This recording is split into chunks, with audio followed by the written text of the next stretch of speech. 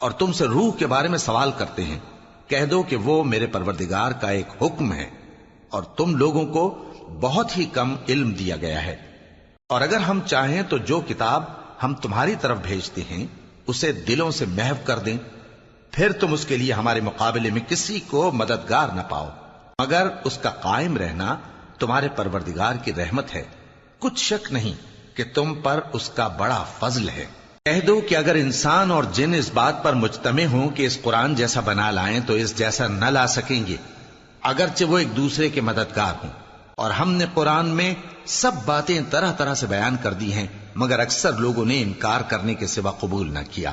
اور کہنے لگے کہ ہم تم پر ایمان نہیں لائیں گے جب تک کہ عجیب و غریب باتیں نہ دکھاؤ، یعنی یا تو ہمارے لیے زمین سے چشمہ جاری کر دو، یا تمہارا کھجوروں اور انگوروں کا کوئی باغ ہو اور اس کے بیچ میں نہریں بہا نکالو،